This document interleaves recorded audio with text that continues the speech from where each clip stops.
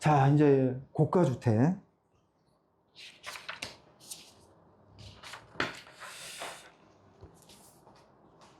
요 고가주택은 아주 간단하게 설명을 할게요. 요 고가주택이 어려운 이유가 이거예요.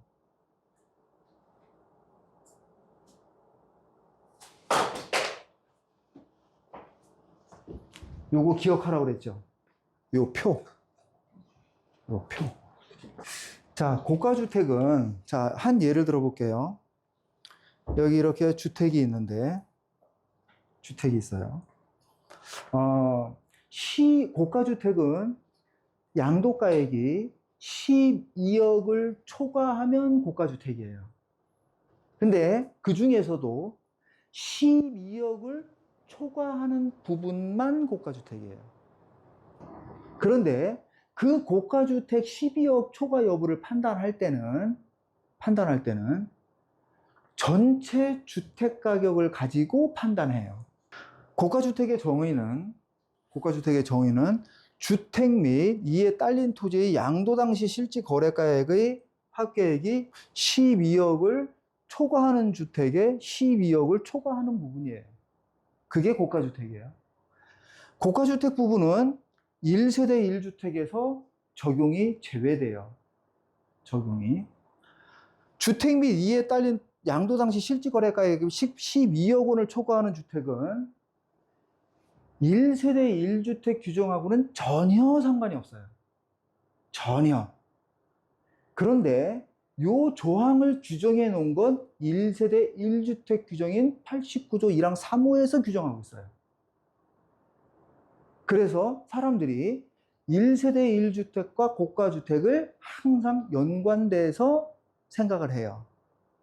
그런데 거기에 이 89조 1항 3호에서는 1세대 1주택에서 가로 열고 고가주택은 제외한다고 해서 1세대 1주택 규정 아무것도 적용이 안 돼요, 여기에. 그런데 고가주택은 1세대 1주택과 떼어서는 아무런 의미가 없어요. 1세대 1주택과 항상 같이 생각해야 의미가 있는 규정들이에요. 주택의 일부를 양도하는 경우, 가로 열고, 건물이나 토지가 타인의 소유이거나, 즉, 땅은 아버지 거예요. 땅은 어느 자산의 일부가 공유로 돼 있어요. 공동지분으로. 그 경우를 포함해요. 그 경우에도 실질 거래가액의 합계액을 양도하는 실질 거래가액의 합계액을 양도하는 부분의 면적이 전체 주택 면적에서 차지하는 비율로 나누어 대부분의 세법 규정이 곱하여입니다. 곱하여. 지금 무슨 뜻이냐면 대부분 이게 곱하여 하면 어떻게 되는 거냐면 예를 들어서 주택이 이만큼 있는데 내가 요만큼을 팔았어요. 그러면 요 부분의 가액은 어떻게 하냐면 예를 들어서 요거를 하면은 예를 들어서 10억 곱하기 이거 전체 면적분의 요 부분 요렇게 계산하잖아요. 대부분. 근데 요 고가주택의 규정은 나누어예요. 나누어. 요게 곱하기가 아니라 나누어예요. 그래서 뒤집혀요, 이게. 뒤집혀요. 지금 무슨 얘기냐면 고가주택을 판단하실 때 이런 경우를 예를 들어보죠. 여기 토지가 있고 여기에 건물이 있는데 건물만 내 거예요. 건물만. 그래서 건물만 팔았어요. 건물만 내 집 많잖아요. 그쵸? 네. 토지는 남의 땅인 거 많아요. 네. 그런데 이게 토지는 기준시가가 예를 들어서 4억. 건물은 기준시가가 1억이에요. 예를 들면. 근데 나는 건물만 팔아서 건물을 4억에 팔았어요. 건물만. 고가주택일까요? 아닐까요? 토지 내 게 아니라고. 나는 건물밖에 안 갖고 있다고. 이게 이규정인 겁니다. 이규정인 겁니다. 즉 4억 곱하기 내 거 파는 거 얼마 받았어요?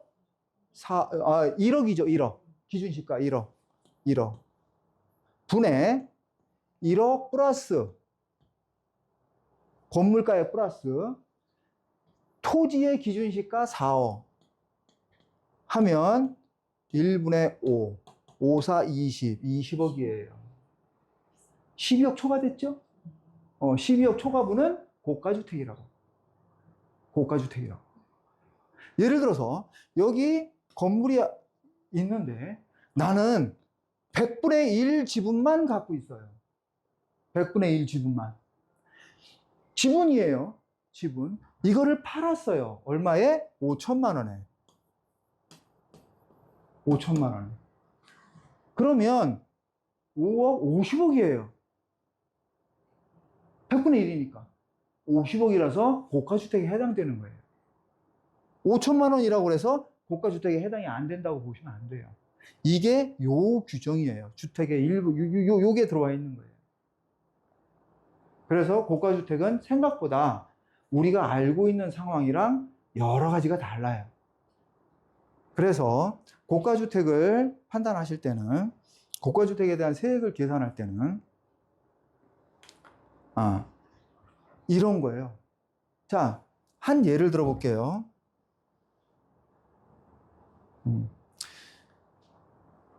여기 주택이 하나 있어요. 주택이 하나 있어요. 관념적으로 나눠요. 주택이에요. 여기는 상가고, 상가고. 그런데 이 주택의 상가에 비사업용 토지 부분이 있어요. 비사업용 토지 부분이. 비사업용 토지는 중과세 해요. 중과세 하죠. 네. 그런데, 자, 첫 번째, 1번. 전체 양도가액이 12억을 초과하지 않아요. 이하예요. 전체 양도가액이 12억을 초과하지 않아요. 이하예요. 그러면 1세대 1주택 규정이 적용돼요. 1세대 1주택 규정이. 따라서 두 개를 비교해서 상가 주택 면적이 더 크면 전체가 주택이에요. 전체가. 상가 면적이 더 크거나 같으면 주택만 주택이고 상가면 상가예요. 그렇죠? 따라서 1번 12억 이하면 주택 부분이 더 크면 1번 전체를 비과세하면 끝납니다. 전체를 비과세하면 돼요. 2번 상가가 더 크거나 상가가 같으면 요거를 기준시가에 따라서 안분한 다음에 주택 부분은 전체를 비과세해요. 근데 그 전에 요 부분은 비사업용이니까 중과세 하고요. 표 1 장특공제, 표 1 장기보유 특별공제, 표 2가 아니고 1 장특공제는 비사업용도 해주니까 비사업용으로 장특공제 한 다음에 비사업용 토지로 10% 플러스한 세율로 중과세하면 되고, 주택 부분은 전체 비과세. 요거는 표 1 장특공제 후에 일반 세율로 과세하면 돼요. 이해가 됐죠? 자, 두 번째. 12억을 초과해요. 초과해요. 그러면 이제 1세대 1주택 규정이 적용이 안 돼요. 이제 고가주택으로 가는 거예요. 그래서 이걸 나누어요. 자, 아니 이거를 봤더니 주택 부분이 더 커요. 주택 부분이 더 크면 전체를 주택으로 보는 건 1세대 1주택 규정에서만 적용하는 거예요. 고가주택에서는 적용하지 않아요. 그래서 12억을 초과하는 순간 기준시가 비율로 무조건 안분해요. 무조건을 안분했더니 이 부분은 12억 이하가 나왔어요. 12억 이하가. 이제 12억 이하 부분은 상가는 상가대로 과세하고 12억 이하부는 1세대 1주택 규정을 그대로 적용하면 돼요. 그대로. 대신 요거는 비사업용으로 중과세해요. 중과세해요. 그런데 12억 12억은 어디까지가 12억인 거냐면 요렇게 안분한 여기까지 비사업용 토지까지 포함해서 여기까지가 아니에요. 가액 비율이 상가와 주택으로 안분한 이 주택 부분, 비사업용 토지 부분을 포함한 전체 양도가액이 12억 이하일 때만, 이 부분은 비사업용으로 표1 장득 공제한 다음에 중과세하고 나머지 부분은 비과세해요. 나머지 부분은. 그 다음에 상가 부분은 이거는 비사업용으로 중과세 했죠. 나머지 상가 부분에 대한 부분은 표 1 장특 공제 한 다음에 일반 세율로 과세를 해요. 세 번째, 이제 12억 초과인데 주택 부분 여기까지라고 그랬잖아요. 여기까지가 아닙니다. 여기까지가 12억을 초과해요. 여기까지가. 그런데 1세대 1주택은 여기까지예요. 1세대 1주택은. 따라서 이 부분은 똑같이 비사업용이니까 표 1 장특공제에 공제한 다음에 장기보유 특별 공제한 다음에 비사업용 토지로 중과세해요. 그 다음에 이 주택 부분은 요 주택 부분 양도 차익 있죠. 요 주택 부분 양도 차익.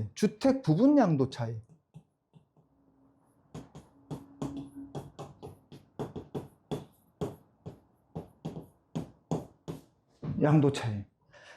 고가주택의 범위는 여기까지라고 그랬어요.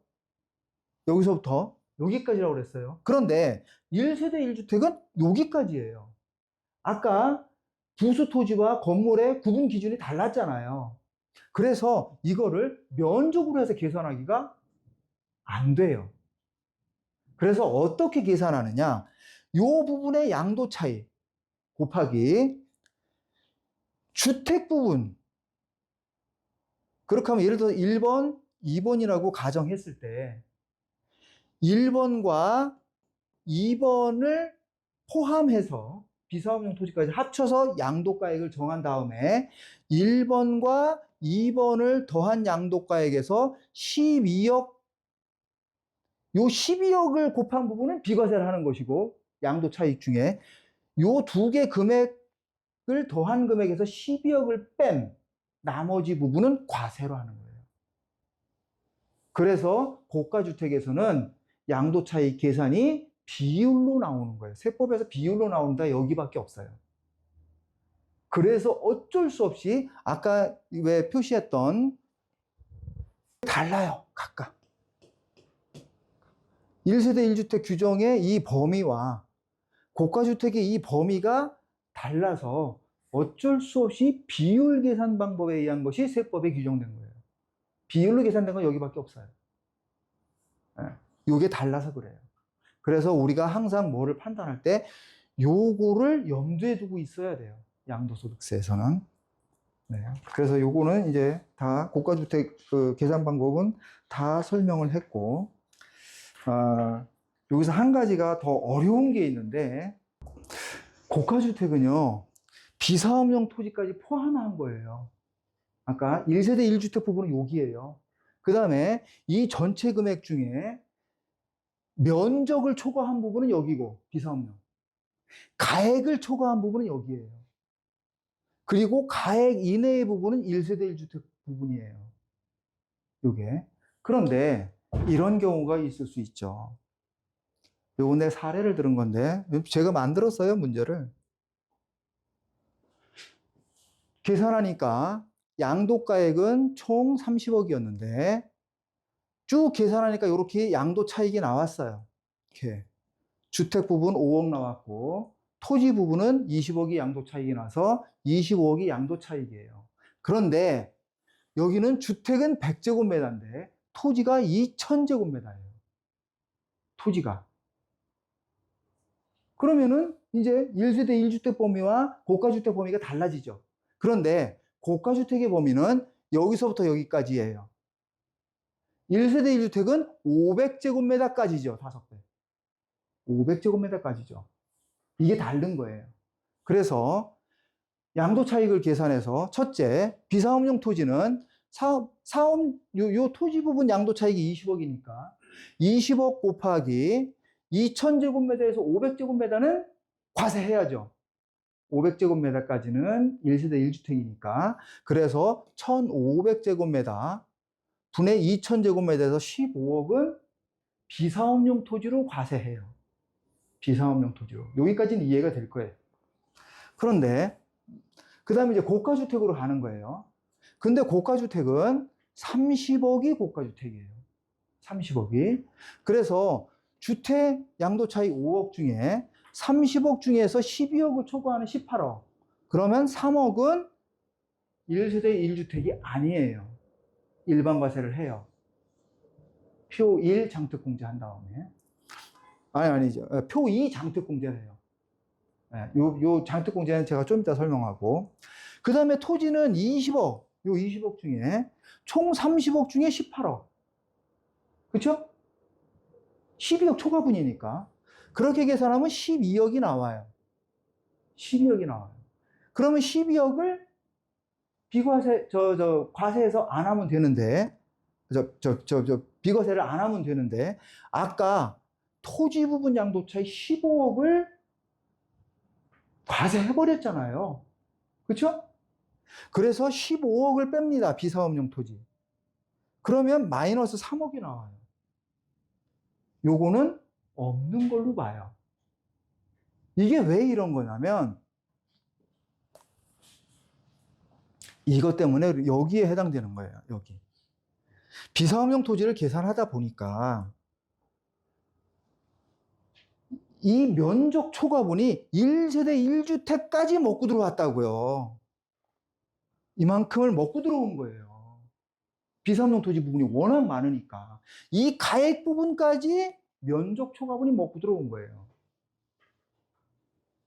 그래서 먹었으니까 토지 양도 차익 계산해서 여기서 이미 비사업용 토지로 했던 부분을 빼보니까 마이너스가 나온 거예요.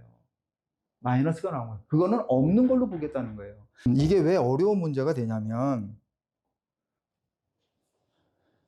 이렇게 계산하면 틀려요.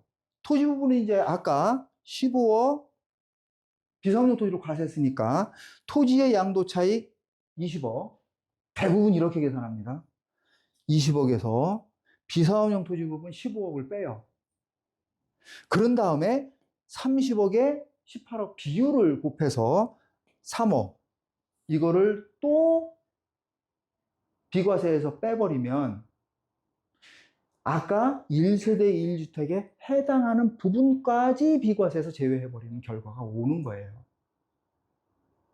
그래서 여기서 이렇게 계산하게 되면 3억, 또 3억, 아까 15억, 그쵸? 그러면 총 양도 차익 25억 중에 15, 18, 21억, 그죠? 21억을 비과세에서 제외하는 거예요. 그렇게 계산하면 안 돼요. 그러니까 아까 요거 계산해서 비사업용 빼니까 마이너스 3억이니까 이건 없는 걸로 봐야 돼요. 그러면 비사업용으로 이제 1세대 1주택에서 1세대 1주택으로 봐주지 않는 부분은 뭐냐면 요거 그 다음에 주택의 가액 초과했던 부분 18억만 비과세를 안 하면 되는 것이지 여기까지 합쳐서 21억을 비과세 안 하면 안 된다고요. 요거는 이 수식을 이해하고 있지 않은 사람은 몰라요. 그냥 이렇게 하면 세무서가 환급해 줄까요? 환급 안 해줘요. 환급 안 해줘요. 네, 그래서 1세대 1주택, 고가주택 계산은 말씀드린 것처럼 이 고가주택의 범위와 1세대 1주택의 범위가 달라서 고가주택의 범위를 갖고 그 1세대 1주택과 왔다 갔다 하면서 판단을 해줘야 돼요. 그래서 계산할 때 상당한 착오가 발생하기 쉬워요.